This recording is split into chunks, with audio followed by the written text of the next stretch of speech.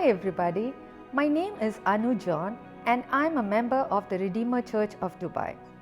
The last few months have been a difficult season for most of us. You turn on the news, you open your WhatsApp, you talk to your friend or family, they all have some sad news to share. People all over the world are suffering. And whenever suffering comes our way, it often raises questions in our mind about God's character. Is God righteous? Does He really care?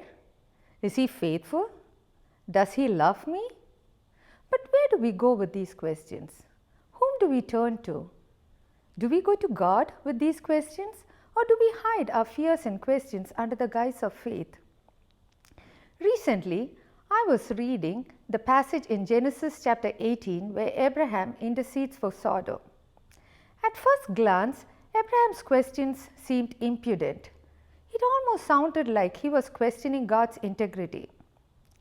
But when I looked carefully, I was encouraged by Abraham's boldness. The first thing that encouraged me was God's response to Abraham's question. God doesn't disapprove him. Rather, He engages in the conversation with Abraham and allows him to ask until Abraham was fully satisfied in God. Secondly, there was a sweetness and intimacy and humility in the way Abraham approached God. The author records, after the two angels turned and went towards Sodom, Abraham still stood before the Lord, and then he drew near to God.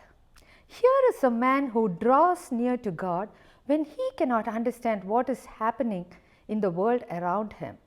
God was his safe place to go. Thirdly, I was struck by the audacity with which Abraham talked to God. Would you also destroy the righteous with the wicked? Far be it from you, Lord, to do such a thing as this, to slay the righteous with the wicked. Shall not the judge of all earth do right? Abraham is not timid at all.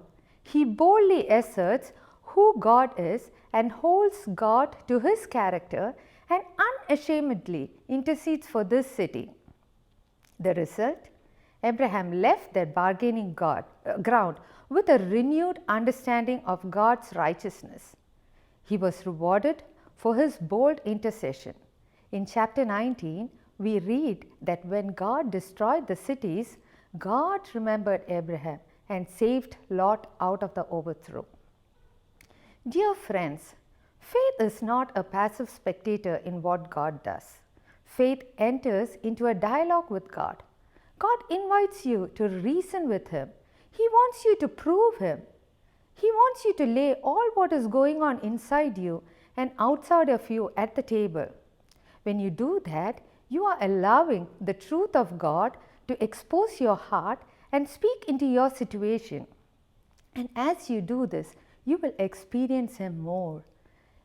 God will enlarge your understanding of Him.